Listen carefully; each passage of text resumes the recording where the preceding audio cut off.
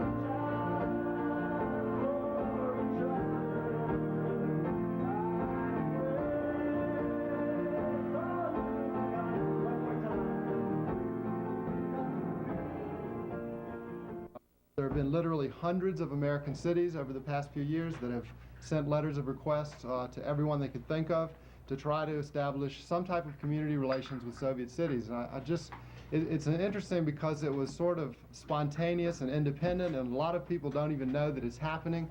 And that was one of the reasons that we wanted to have this conference, so that we could get together for the first time and share our experiences and help each other. In cases where pre-selection was made by U.S. cities that we had submitted to them prior to this meeting, there was a list of 10 cities, which included Boulder, Worcester. Worcester, by the way, did not have a pre-selection, so actually of the 10 we presented, 3 had alternative selections, and the other, or no selection, and the other 7 had pre-selected possible sister cities. In any event, Boulder, Worcester, Gainesville, Mobile, Salem, Duluth, Madison, Cambridge, Tallahassee, and Richmond. We agreed that we should move ahead with these relationships and these affiliations. In the case of Worcester, they will let us know what they think might be an appropriate possibility so that we can let the folks in Worcester know.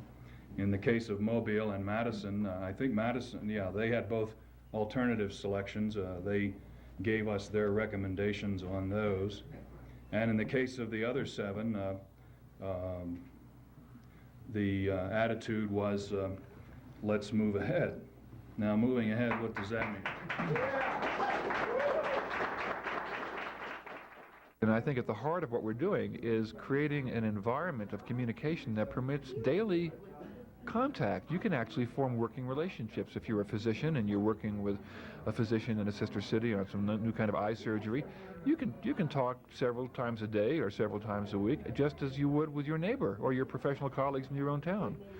So instead of this one-shot deal like a trip or an occasional letter, you've got a process of communication which is continuous. That changes everything. It means you've got human bonding, which is really establishing itself in a real way, particularly over projects. When people work together to make something happen, real things start to occur. And the more we do that, I think it's a numbers game. The more people on both sides get to know each other in real, mutually useful exchanges, the less incentive there is to blow each other up. I think it's that simple. The way to normalize relations between these two countries is to develop normal relationships between the people of these two countries. And you see telecommunications as playing a big part in that future? Bigger and bigger and bigger. It'll supplement everything else that's going on, but it will enable daily follow-through. When you get an event in the world that looks like it could escalate into something larger, it's an obligation to work 10 times harder to normalize relations, because nobody, to my knowledge, wants to blow up in a nuclear cloud. For what? And so when you get these events that make people tense, it just brings home the fact that we're not there yet. The reason that we're in such bad shape with each other is because of the failure of communication, because of the isolation of these two societies for so long. And what do Americans have to fear? We practice the First Amendment. We're ready to die to protect our right for free speech. I think we have an obligation to exercise it at the very least, particularly in those countries of the world that have more restrictions on information.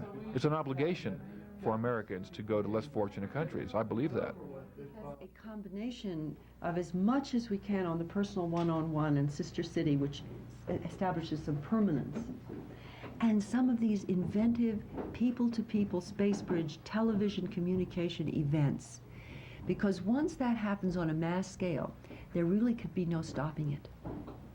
Because if enough people can exchange direct contact, it is almost impossible to go back to the fear. And I'd like to conclude with a story that really demonstrated that for me. On the first trip, we were taken to a Soviet Communist Baptist church. And one of our members was a Indian Swami, Swami Satchidananda, and he was asked to give a talk, a sermon. And we had the interpreter was the Soviet minister.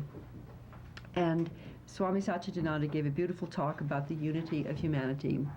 And then we had learned a song in Russian. It was a one world anthem.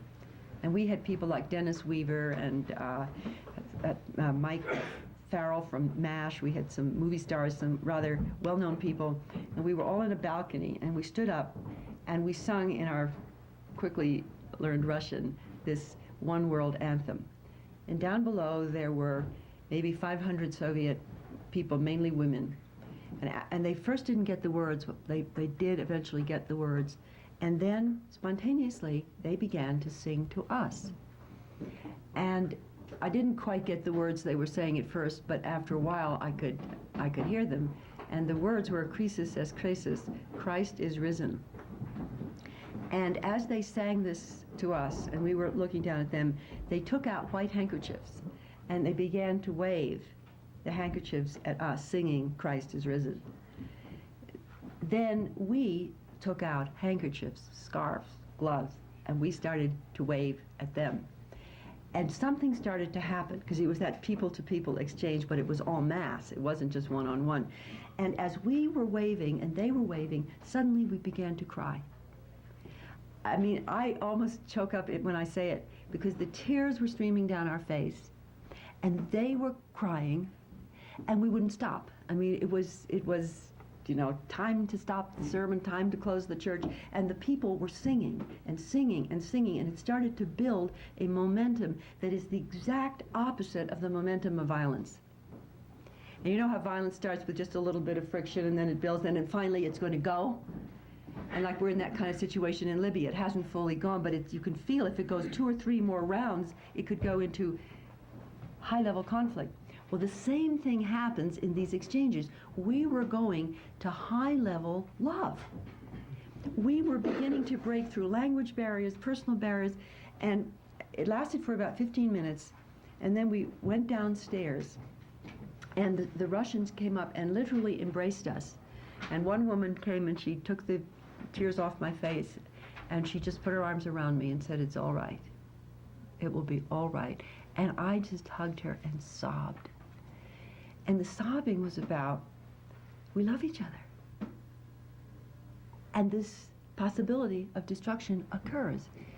Now, if the media had been able to catch that experience, it would have been as contagious as violence. But unfortunately, and thank goodness there's media here, usually when the loving experience occurs, it's not amplified. And the media is our mass nervous system. So to bring media, we had TV cameras with us. And it's very important to take your cameras and as much as possible record those moments.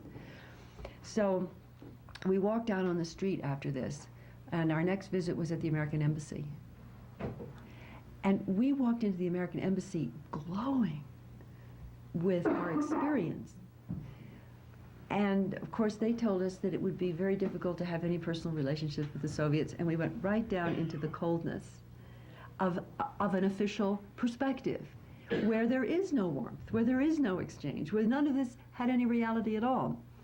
So in conclusion, I feel that this is the most dramatic moment in history, that the US-USSR conflict is right there at the crest of evolution, because whichever way it goes, so goes the whole world. Every one of us who's willing to step out in these person-to-person citizen diplomat efforts, therefore can have a weight that is almost incomparable to what we would think of as being able to do, because up on the top it's stuck. Right now it's congealed. Down here is where it's working. So I would just say, more power to us all. Let's go for it, and let's expect the miraculous. Thank you.